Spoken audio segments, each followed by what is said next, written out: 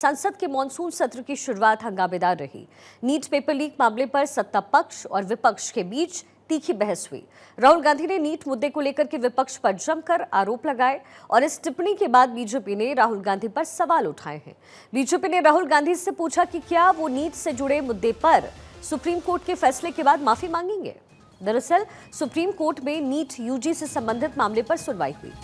Court ने परीक्षा को रद्द करने और दोबारा परीक्षा कराने की मांग करने वाली याचिकाओं को ये कहते हुए खारिज किया कि ये निष्कर्ष पर पहुंचने के लिए रिकॉर्ड पर कोई सबूत नहीं है। अदालत के मुताबिक इस बात के पर्याप्त सबूत नहीं है कि परीक्षा की पवित्रता का उल्लंघन किया गया है। सुप्रीम कोर्ट ने 5वीं सुनवाई में यह आदेश दिया है। चीफ जस्टिस डीवाई चंद्रचूड़ ने कहा कि पूरी परीक्षा में गड़बड़ी और धांधली के पुख्ता सबूत नहीं मिले। सॉलिसिटर जनरल तुषार मेहता ने केंद्र और एनटीए की तरफ से दलीलें पेश की। कोर्ट ने एनटीए को पूरी नीट परीक्षा का फिर से रिजल्ट जारी करने का भी आदेश दिया। सुप्रीम कोर्ट ने अपने फैसले में यह भी साफ तौर पर कहा है कि हमने एनटीए के डेटा की स्वतंत्र रूप से जांच की है। ऐसे में पूरी परीक्षा को रद्द करना उचित नहीं होगा। इससे पहले सोमवार को नीट मामले की सुनवाई के दौरान सुप्रीम कोर्ट ने कहा था कि फिजिक्स के 2 सही ऑप्शन वाले क्वेश्चन नंबर 19 की पड़ताल होनी चाहिए। 2 सही ऑप्शन देने से 44 स्टूडेंट्स को बोनस मार्क्स मिले हैं और 4.2 लाख कैंडिडेट्स को नुकसान हुआ। इसके अलावा सुनवाई के दौरान एनटीए ने माना कि 3300 से ज्यादा स्टूडेंट्स को गलत पेपर दिया गया। एनटीए ने माना है कि 8 सेंटर के लिए 3300 स्टूडेंट्स को गलत पेपर दिया गया। स्टेट बैंक ऑफ इंडिया यानी एसबीआई की जगह कैनरा बैंक का पेपर बांटा गया। हरियाणा के झज्जर में 3 सेंटर्स पर कैनरा बैंक के पेपर्स बांटे गए। 2 सेंटर्स पर गलती का एहसास होने पर वापस ले लिया गया। झज्जर के हरदयाल स्कूल में कैंडिडेट्स को ग्रेस मार्क्स दिए गए और इसी को लेकर के जबरदस्त विवाद हुआ। नीट पेपर लीक केस में सुप्रीम कोर्ट के फैसले पर केंद्रीय शिक्षा मंत्री धर्मेंद्र प्रधान ने अपनी प्रतिक्रिया दी। धर्मेंद्र प्रधान ने कहा कि सत्यमेव जयते, सत्य की जीत हुई। केंद्र सरकार कहती रही कि बड़े पैमाने पर पेपर लीक नहीं हुआ। अब सुप्रीम कोर्ट ने इसे सही ठहराया। सुप्रीम कोर्ट की इस ऐतिहासिक जजमेंट के बाद फिर कहूंगा, सत्यमेव जयते, सत्य कभी छुप नहीं सकता है। कुछ विषय मैंने कल पार्लियामेंट में कहा भी है। देश की शिक्षा व्यवस्था को सुधारने के लिए, विशेष करके नौजवानों की हितों को सुरक्षित करने के लिए किसी ने क्या किया है, यह ऑन रिकॉर्ड है। हमने तो अपना हिसाब दिया कि हमने पब्लिक एग्जामिनेशन को शुचिता के साथ जोड़ने के लिए कानून भी लाया। जिन लोगों ने 2010 में कानून ला के वापस कर लिए, उनको ही उत्तर देना पड़ेगा किसकी दबाव में आपने कानून ला के आप उसको वापस किए थे।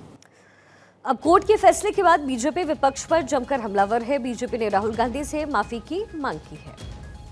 भारत की एग्जामिनेशन सिस्टम अपने बच्चों के लिए ठीक से परीक्षा नहीं करा सकती है।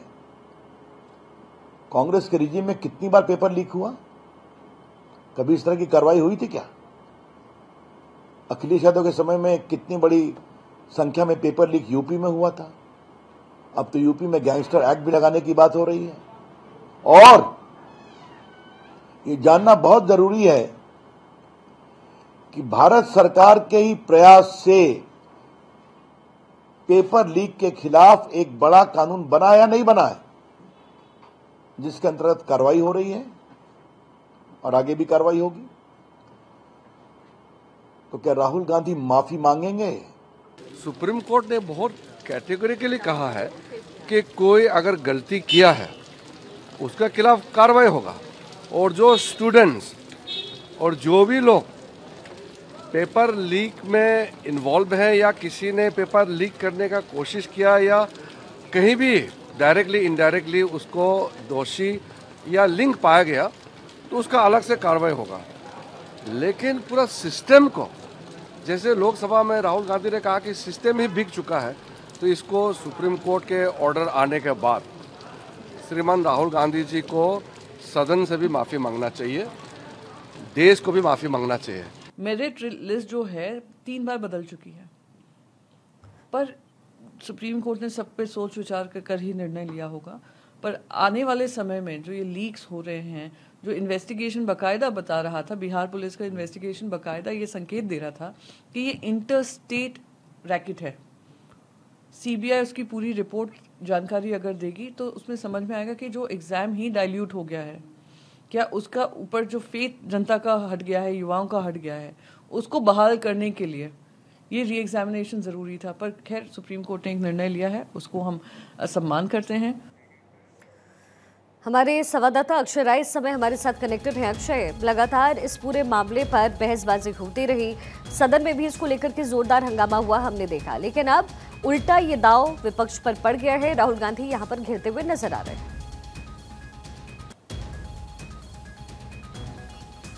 और सबसे बड़ी बात यह है कि बीजेपी पर आरोप लगाया जा रहा था, सरकार पर आरोप लगाया जा रहा था। बीजेपी अब पूरे मसले पर आक्रामक हो चुकी है। सुप्रीम कोर्ट के निर्णय के बाद जिस तरह से बीजेपी ने हमला बोला है, चाहे वो किरण रिजिजू रहे हो, धर्मेंद्र प्रधान शिक्षा मंत्री रहे हो, या फिर रविशंकर प्रसाद पूर्व केंद्रीय मंत्री, सभी ने एक तरफा राहुल गांधी पर हमला बोलना शुरू कर दिया है। और बीजेपी के पास एक मौका राहुल गांधी ने खुद दिया था, क्योंकि जिस तरह से सदन में उन्होंने बयान दिया था कि जो एग्जामिनेशन सेंटर्स पर जो लीकेज के मामले सामने आ रहे हैं, उससे कहीं ना कहीं जो परीक्षा प्रणाली है भारत की, वो सवालों के घेरे में आई है। अब राहुल गांधी से जवाब भी मांग रहे हैं, माफ़ी मांगने की बात भी बीजेपी के नेता कहने लगे हैं। और रविशंकर प्रसाद ने तो साफ कर दिया कि सदन में भी माफ़ी मांगनी चाहिए और सदन के बाहर देश से भी माफ़ी मांगनी चाहिए कि उन्होंने परीक्षा प्रणाली की सेंसिटिविटी पर सवाल उठाया है, जो कि दुर्भाग्यपूर्ण है। अब राहुल गांधी के माफ़ी मांगी ये देखना दिलचस्प होगा, लेकिन कहीं ना कहीं राहुल गांधी के बयानों को लेकर के अब बीजेपी